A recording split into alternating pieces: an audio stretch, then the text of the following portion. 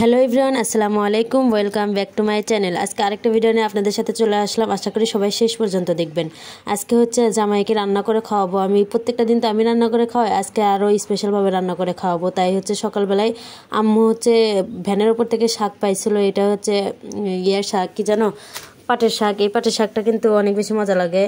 আমাদের বাসায় সবাই খায়। পাটের শাক কিনছিল অনেকটা পরিমাণ। আর হচ্ছে আম্মুগুলা একদিকে ব্যস্ত নিচ্ছিল। আমাকে আম্মু পাশ থেকে হচ্ছে সব কাজ একটু একটু করে আগে দেয়। আমি হচ্ছে রান্নাবান্নাগুলো আমার হাতেই আসে, সব কাজের দায়িত্ব। কারণ আম্মু ওইভাবে মেহমান আপ্যায়ন করতে পারে না যেভাবে আমি পারি। ওই জন্য বাসায় গেলে দেখা যায় যে মেহমান আসলে আম্মু আমার ওপর সব কিছুই দিয়ে দেয়। আর হচ্ছে এখানে সব কিছু রেডি করে নিয়ে রান্না তুলে দিয়েছিলাম। এখানে কোয়েল পাখির ডিম ছিল, কোয়েল পাখির ডিম ভুনা করবো। তারপরে ডাউল তুলে দিচ্ছি চুলায়। আর এইদিকে সব মশলাগুলো বেটে নিছি, যেহেতু আজকে হাঁসের মাংস রান্না করবো। আজকে রাজা হাঁসের মাংস রান্না করবো জামাইয়ের জন্য। এর আগে কিন্তু আরেকটা রাজা হাঁস আমরা রান্না করে খাইছি, আর এটা হচ্ছে জামাইয়ের জন্য রাখা ছিল। এটা আসলে জামাইয়ের ভাগ্যে ছিল, ওই জন্য আজকে জামাইকে হচ্ছে রাজা হাঁসের মাংস রান্না করে খাওয়াবো। যেহেতু এর আগের বার আমি রান্না করছিলাম, আজকে হচ্ছে আমি রান্না করতেছি। এখানে এর আগের বার হাতে মাখায়া প্রেশার কুকারে রান্না করছিলাম, তাও অনেক বেশি মজা হয়েছিল। এটাও কিন্তু আজকে পাতিলে রান্না করতেছি, এটাও কিন্তু কম মজা হয়েছিল না। আলহামদুলিল্লাহ অনেক বেশি মজা হয়েছিল। সব কিছু দিয়ে চুলার উপর বসিয়ে দিয়েছিলাম, আর বাঁশ দিয়ে আগুন ধরাইছি, কারণ অনেকটা পরিমাণ দেরি হয়ে যাচ্ছিলো। ওই জন্য যেহেতু একটা চুলা, ওই জন্য তাড়াতাড়ি জাল জ্বালানোর জন্য বাঁশ দিয়ে চুলায় জোরে জাল দিছি, যাতে তাড়াতাড়ি একটু হয়। আর এইদিকে দেখেন আমার মেয়েটার কাণ্ড দেখেন। সে হচ্ছে তার খালামণির জামা পরছে, ছোটো খালামণির জামা পরে সে বাইরে আসে হাঁটতেছে। তারপর ঠাস ঠাস করে উল্টে পড়তেছে, পায়ের নিচে যখনই জামা পড়তেছে ঠাস ঠাস করে উল্টে পড়তেছে। আর এদিকে আমার মাংসগুলো কষানো হয়ে যাচ্ছে। এই যে এখানে কিন্তু তিন কেজি পরিমাণ মাংস ছিল রাজা হাঁসের, যেহেতু রাজা হাঁসটা অনেক বেশি বড় ছিল। আর এটা কিন্তু মেয়ে রাজা হাঁস ছিল। আর রাজা হাঁসটা আমাদের পাশের বাসায় থেকেই কিনা হয়েছিল, আমার একটা দাদির কাছ থেকে। দাদি পালতেছিল, ওখান থেকে আম্মু 2টা রাজা হাঁস কিনছিল। আম্মুর কিন্তু সারা মাসের ইনকাম হচ্ছে 3,000-4,000 টাকা। আম্মু এক মাসের ইনকাম দিয়ে মনে করেন যে আমার জন্য এই রাজা হাঁসগুলো কেনা হয়েছিল। কারণ আমি হাঁসের মাংস খেতে কিন্তু অনেক বেশি পছন্দ করি। এজন্য আমার আম্মু 2টা রাজা হাঁস, 3টা রাজা হাঁস কিনতে চাইছিল, ধীরে ধীরে টাকা দেবে তাই বলছিল। কিন্তু আমাদের সাথে আরেকজন ছিল, সে হচ্ছে একটা রাজহাঁস নিয়ে নিছে, বলতেছিল যে আমাকে একটা দিয়ে, তুই হচ্ছে 2টা নে। তারপরেও আম্মু দিতে চাইছিল না, জোর করে নিছে, তাই আম্মু হচ্ছে 2টা পরে নিছিল। আমি এর আগে যায় একটা রান্না করে খাইছিলাম। এটা হচ্ছে যাদের জন্য রাখা হয়েছিল, তারা আসেনি, এই জন্য নতুন জামাইকে রান্না করে খাওয়াচ্ছি। যেহেতু তার ভাগ্যেই আছে, ওই জন্য তাকে রান্না করে খাওয়াইতেছি। আর এখানে হচ্ছে সব পরিমাণ মশলা দিয়ে কিন্তু হচ্ছে মাংসটা কষিয়ে নিচ্ছি। এই মাংস কিন্তু অনেকক্ষণ লাগাতার কষাইতে হবে, কারণ রাজা হাঁসের মাংস কিন্তু অনেক বেশি শক্ত হয়। এর আগে যেহেতু প্রেশার কুকারে রান্না করছি, এই জন্য মনে করেন যে তাড়াতাড়ি হয়ে গেছিলো। আর আজকে কিন্তু যেহেতু পাতিলে দিছি, এই জন্য অনেক বেশি দেরি হবে।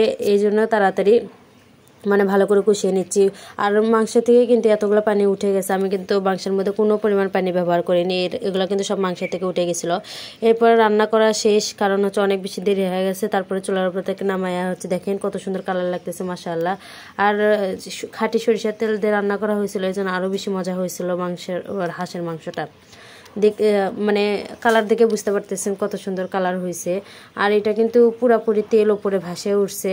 তেল অনেক পরিমাণ বেশি দিয়েছিলাম। আর সাথে রাজা হাঁসের মাংসে তো অনেকটা পরিমাণ তেল থাকে, যেহেতু হচ্ছে ডিম পাড়া হাঁস, তেল ছিল অনেক। এই জন্যই মনে করেন যে তেলের পরিমাণটা একদম বেশি হয়ে গেছে, আমি বুঝতে পারিনি। আর সরিষার তেলও অনেকটা পরিমাণ দিয়ে ফেলছি।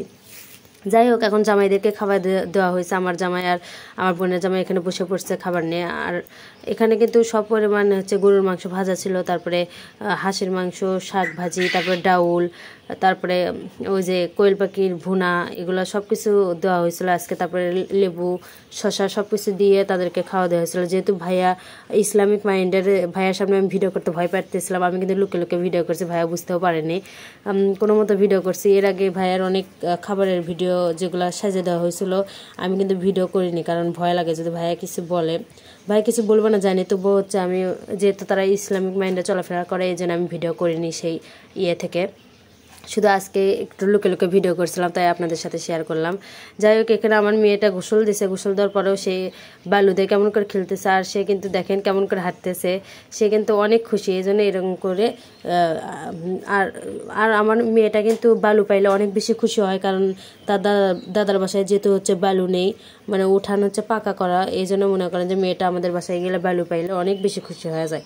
আর সারাদিন আমার ছোটো বোন সীমার সাথে হচ্ছে ঘোরে। আর আমার মেয়েটা এখানে ঢং করে করে কান্না করতেছিল, সে বারবার দেখাইতেছিল আর চোখ মুছতেছিল, দেখেন ঢং করতেছে কেমন করে। যদি আসল ভয়েস দেখতেন তাহলে বুঝতে পারতেন যে সে হচ্ছে ঢং করতেছিল। তারপর সন্ধ্যাবেলা হচ্ছে দেখি যে ভাইয়া এখানে হচ্ছে চুন্নু চাপ আর হচ্ছে নিয়ে আসছে, পুরি নিয়ে আসছে সবার জন্য, তারা খায় আসছে, সাথে হচ্ছে আমাদের বাসার যারা যারা ছিল সবার জন্য নিয়ে আসছে।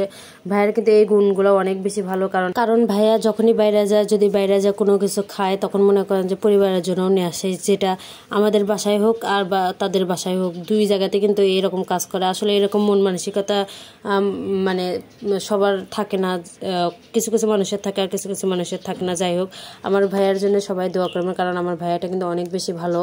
আর আমার বোনের জন্য দোয়া করবেন, যেহেতু তাদের নতুন বিয়ে হয়েছে, তাদের বিবাহিত জীবন যেন সুখের হয়। আজকের ভিডিওটা এই পর্যন্ত, সবাই ভালো থাকবেন। আসসালামু আলাইকুম রহমতুল্লাহি ওয়া বারাকাতুহু।